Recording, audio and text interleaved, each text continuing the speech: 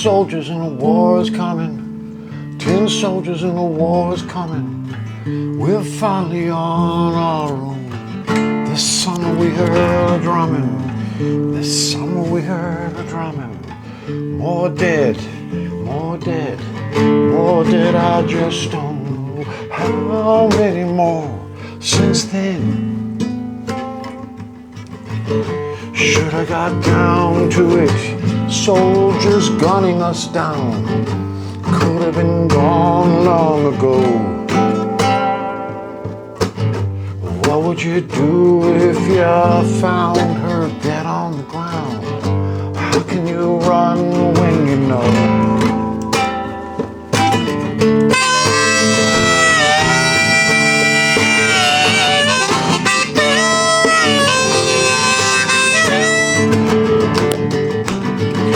Soldiers, Trump's coming. 10 soldiers, she's coming. 10 soldiers, booty's coming. 10 soldiers, booty's coming. Should have been gone long ago. Could have been done long ago. What would you do if you found me dead on the ground? Would you run when you know? 10 soldiers, war coming. We're finally on our own. This summer we heard a drumming. This summer we heard a drumming. 4 dead, 4 dead. How many more?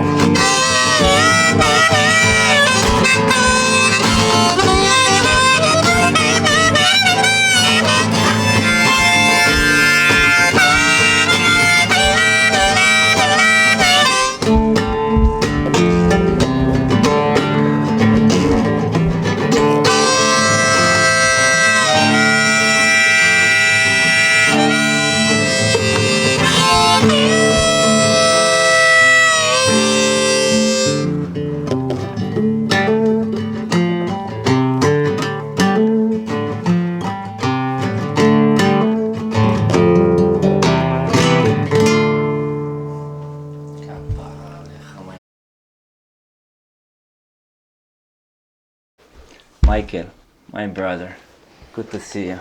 Yes, always, Eugene. Thank you for inviting us to your home. Can you tell me, Micheal, your story from the beginning?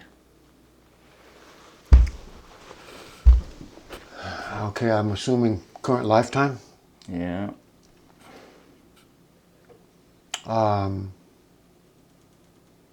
Well, I was born dead.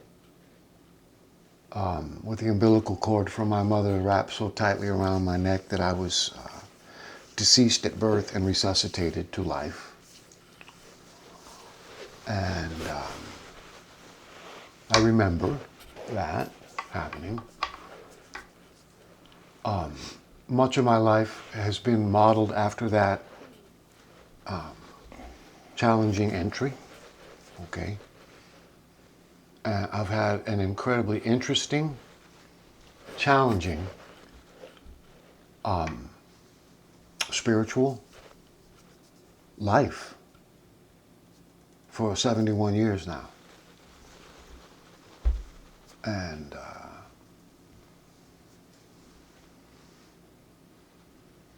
I didn't have a happy childhood. Most of my adulthood has not been happy.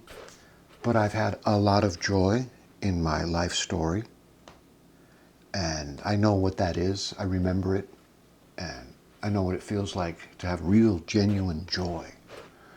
Okay. Amen to that. Hmm? Amen to that. Amen to that, yeah. And so the whole picture, it looks beautiful, really. You know, I was married for a long time. I had an amazing, incredibly powerful woman to be my wife and partner and mother of our children. And, you know, I was blessed with that. I was married for a really long time, you know, like 30 years. I've done that. I've done the children. I have beautiful daughters. I have a grandson. And it's been hard for us since their mother passed. We lost their mom, my beloved first wife, in 2017. So this has been a 9 years of a reconstruction for the remainder of our nuclear family following the passing of my wife.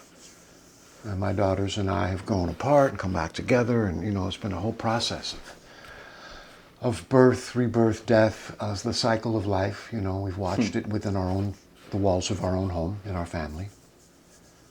And it's been very difficult and very painful, but I'm looking at the net effects and effects of everything that's happened, and I'm in shock at what I'm seeing in a really, really amazingly good way.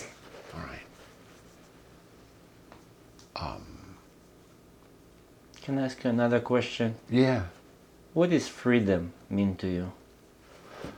To me, everything. Freedom is everything to me. In one word. It's uncompromisable. It can neither be bought or sold.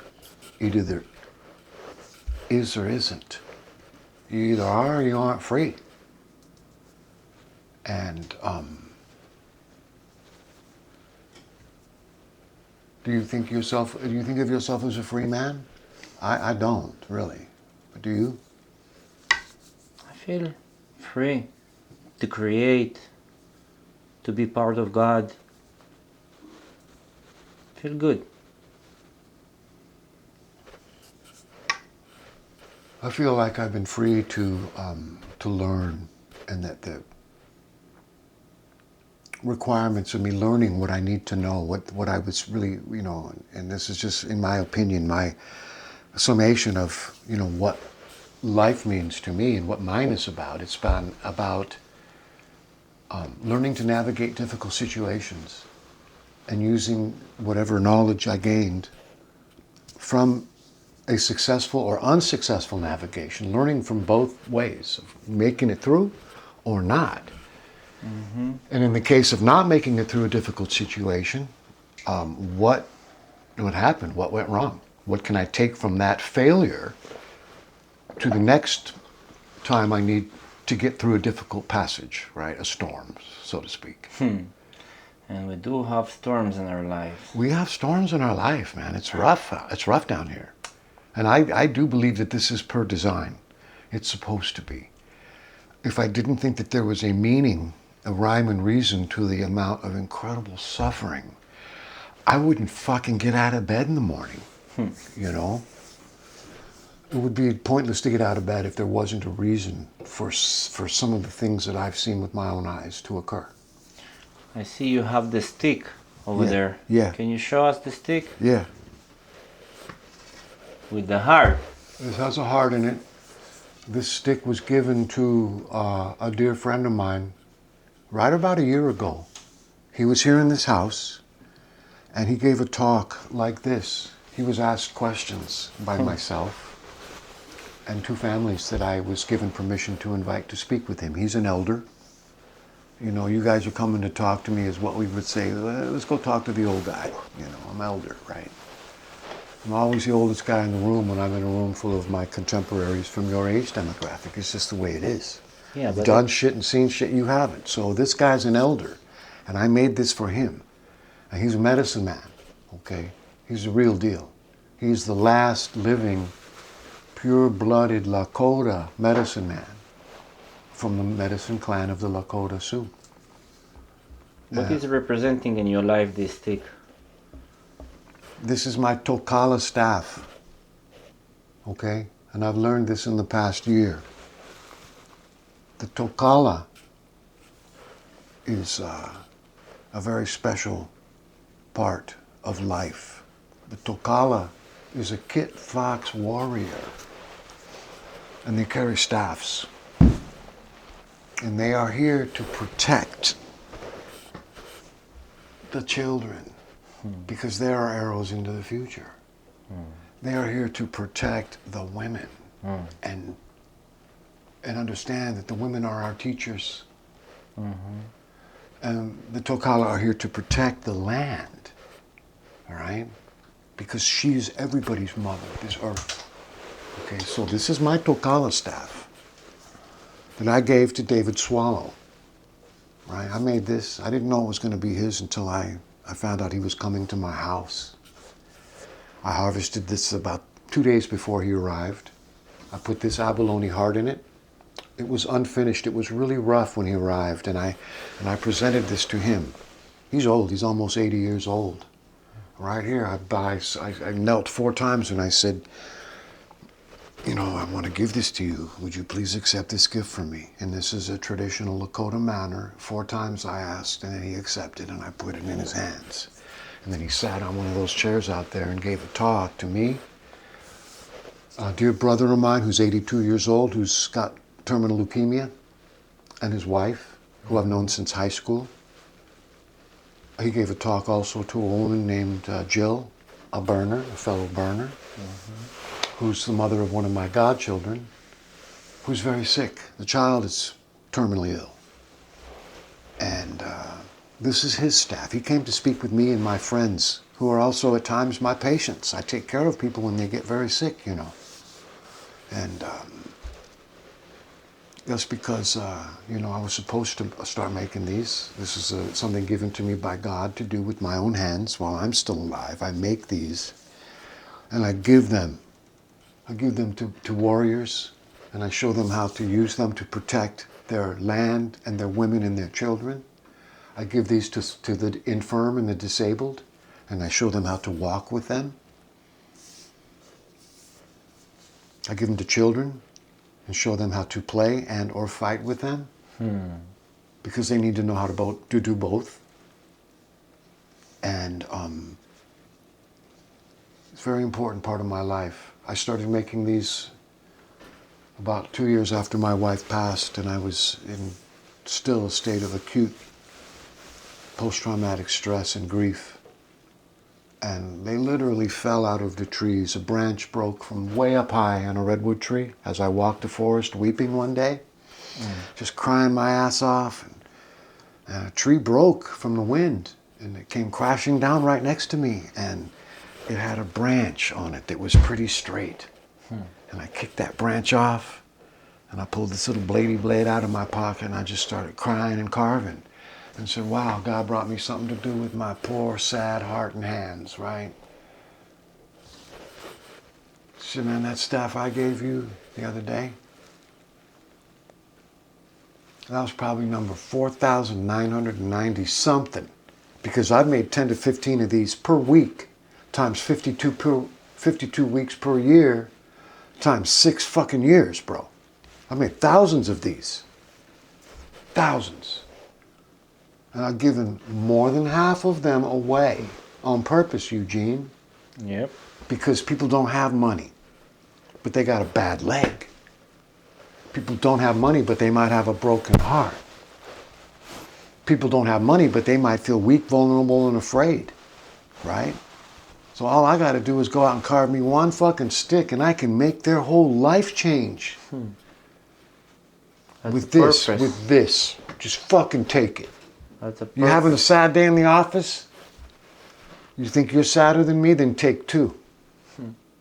Because I'm one of the saddest motherfuckers you've never met, man. I still miss my wife.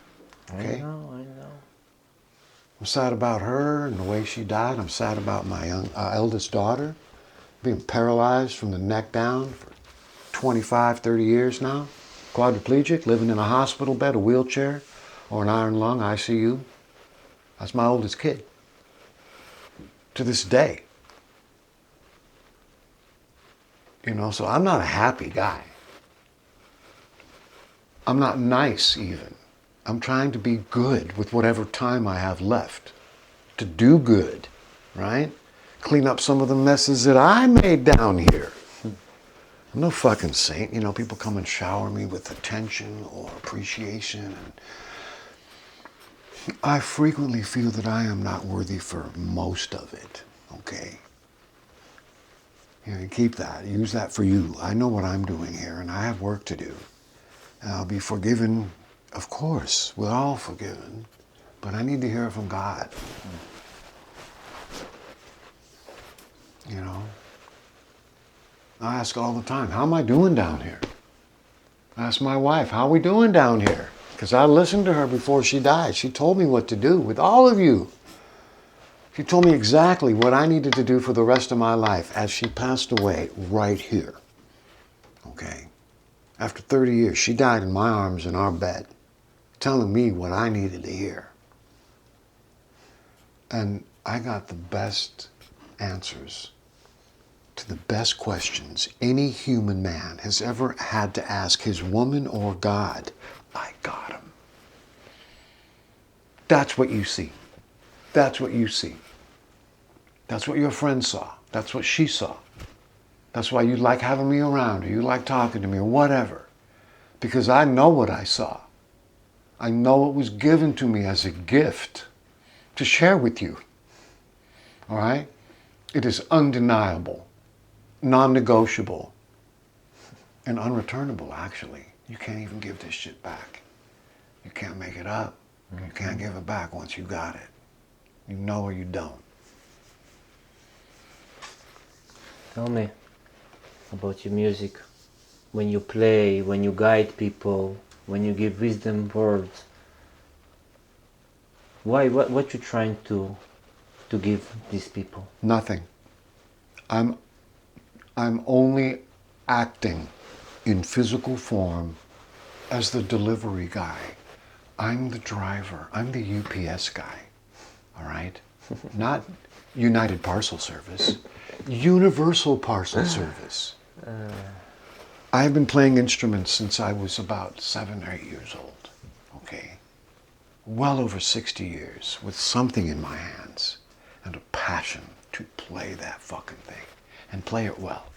Okay? So, when one has dedicated more than 60 years of one's life to doing something well, gosh darn it, they better be able to do it well, or maybe they should have chosen another fucking hobby, right? So I put my heart into these instruments, heart and soul, to be able to share a frequency and a vibrational level that moves us in a beautiful way. It makes us feel something inside that only this gift of music and resonant harmonic frequency can give us. All right, so I become a technician at it. There's way better guitar players than me out there, man. I'm not that fucking great, you know. I sometimes listen to guys that are so good, they inspire me. Right? So I'm learning more every day. I practice every day, you know. I practice bow staff. I practice guitar. I practice praying every day because these are the things that matter to all of us. It's what I can share. It's what I have left to give. I don't have money to give people. You know, I don't work for anybody. You know, I do this, whatever the fuck this is. It's what I have to give. I love it. Appreciate, man. Appreciate you inviting us. Open your doors. We love you, and we're always gonna love you. And it was a pleasure to meet you. So give me a hug, my friend. Igualmente, right back at you. Ditto. Everything you just said. Heart to heart, this way. Yeah. Sabra.